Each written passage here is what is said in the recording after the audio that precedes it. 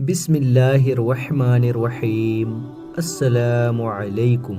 جب بنی اسرائیل میں نفرت، حسد اور مساکین پہ ظلم بڑھنے لگا تو اللہ نے اپنے نبی عیسیٰ مسیح کو ان کے لیے منتخب کیا۔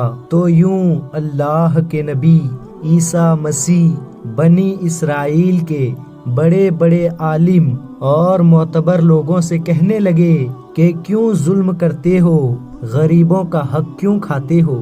اے لوگوں، حقیقی اللہ وہ ہے جو سبھی انسانوں کو برابر کا حقوق دیتا ہے، جس کے نزدیک امیر اور غریب میں کوئی فرق نہیں، کالے رنگ والا اور سفید رنگ والا سب برابر ہیں۔ لوگ حضرت عیسیٰ مسیح کا مذاق اڑانے لگے اور پھر اللہ کے نبی اللہ کی نشانیاں زمین پر ظاہر کرنے لگے۔ آپ کو مسیح اس لیے کہا جاتا ہے کیونکہ مسیح کا مطلب کثرت سے زمین پہ سیاحت کرنے والا یا ہاتھ پھیرنے والا، کیونکہ اللہ نے آپ کے ہاتھ میں شفا رکھی تھی۔ آپ نابینا کی آنکھ پر ہاتھ پھیرتے تھے تو وہ دیکھنا شروع کر دیتا تھا۔ کور کے مریض جس سے پوری دنیا نفرت کرتی تھی، آپ کے مبارک ہاتھ جب کسی کور کے مریض پہ لگتے تھے تو اللہ کے کرم سے وہ صحتیاب ہو جاتا تھا۔ آپ مٹی کے پرندے بنا کے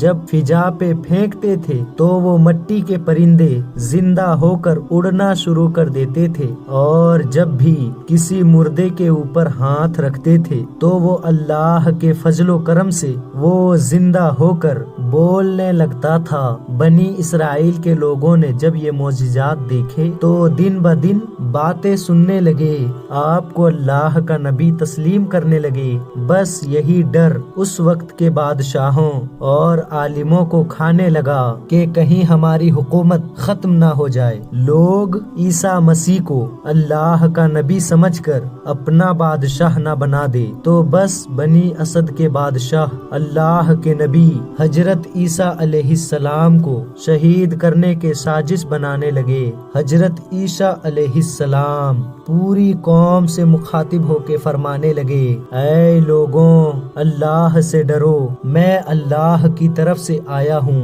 تاکہ تم آپس میں محبت، پیار اور امن کے ساتھ زندگی بسر کر سکو۔ کچھ لوگ آپ پر ایمان لے آئے، کچھ لوگ آپ کے ساتھ رہنا شروع کر دیے، اور کچھ لوگ وقت کے بادشاہوں کے ساتھ آپ کو شہید کرنے کے سازش میں اٹھ کھڑے ہوئے۔ تاریخ نے لکھا آپ کے ساتھ 12 حواری تھے، لیکن ان میں سے کچھ کا ایمان مکمل نہ تھا۔ اس بات کا فائدہ اٹھاتے ہوئے بنی اسرائیل کے عالم اور بادشاہوں نے ان حواریوں کو خریدنا چاہا۔ ان میں سے ایک جس کا نام یہودا تھا، اس نے وقت کے بادشاہ کے سامنے اپنے آپ کو بیچ دیا اور یہ کہا کہ میں تمہیں بتاؤں گا کہ عیسیٰ مسیح کہاں ہے، اور یوں یہودا ان لوگوں کے لیے جاسوسی کرنے لگا۔ ان دنوں اللہ کے نبی حضرت عیسیٰ علیہ السلام مذہبی تہوارس منانے کے لیے بیت المقدس آئے ہوئے تھے۔ کھانا کھانے کے بعد آپ شہر سے باہر آتے ہیں اور کرش نامی ایک جگہ پر رات گزارنے کے لیے ٹھہرتے ہیں۔ اپنے شاگردوں سے الگ ہو کر اللہ سے مخاطب ہوتے ہیں، اے اللہ، میں جانتا ہوں یہاں کے بادشاہ اور علماء مجھ سے نفرت کرتے ہیں اور مجھے قتل کرنا چاہتے ہیں۔ اے میرے خالق، میری مدد فرما اور مجھے ان کے سر سے نجات دے۔ بس اتنے میں جبریل امین اللہ کے حکم کے ساتھ نازل ہوتے ہیں اور فرماتے ہیں، اے مریم کے بیٹے، اللہ فرماتا ہے کہ آج رات تجھے اس زمین سے آسمانوں کے طرف اٹھائے گا، تیرا رب تجھے لوگوں کے سر سے بچائے گا، اور وہ لوگ جنہوں نے تیری تعلیمات کو تسلیم کیا ہے، اللہ انہیں مشرک، کافر لوگوں پر فضیلت بخشے گا، اور قیامت کے دن اللہ اس اختلافات کا فیصلہ کرے گا۔ اے روح اللہ، تیری بلندی کا وقت آ پہنچا ہے۔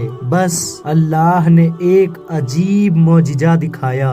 یہودا کا حلیہ حضرت عیسیٰ مسیح جیسا ہو گیا، اور عیسیٰ علیہ السلام کو اللہ نے آسمانوں کی طرف بلند کر دیا۔ بس جیسے ہی گرفتار کرنے کے لیے بادشاہ کے لوگ وہاں آئے تو اس جاسوس یہودا کو گرفتار کر دیا، کیونکہ اللہ نے اس کی شکل حضرت عیسیٰ مسیح جیسی بنا دی تھی۔ اور یوں اللہ نے بنی اسرائیل کے سخت دلوں پر مہر لگا دی، اور وہ فخر سے کہنے لگے کہ ہم نے مریم کے بیٹے اور اللہ کے نبی عیسیٰ کو قتل کر دیا۔ انہوں نے یہ سمجھا کہ ہم نے عیسیٰ علیہ السلام کو سولی پہ چڑھا رکھا ہے، بلکہ حقیقت تو یہ تھی کہ وہ اس معاملے میں غلط فہمی کا شکار تھے۔ ان میں سے کچھ لوگ حیرت سے یہودا کو دیکھ رہے تھے کہ اس کا چہرہ تو عیسیٰ مسیح جیسا ہے، لیکن عیسیٰ مسیح کی کوئی بھی خوبی اس میں نظر نہیں آ رہی۔ وہ بس اپنے وہموں کو مان کے پیروی کر رہے تھے۔ حقیقت تو یہ ہے کہ عیسیٰ علیہ السلام کو انہوں نے قتل نہیں کیا تھا، کیونکہ اللہ کے نبی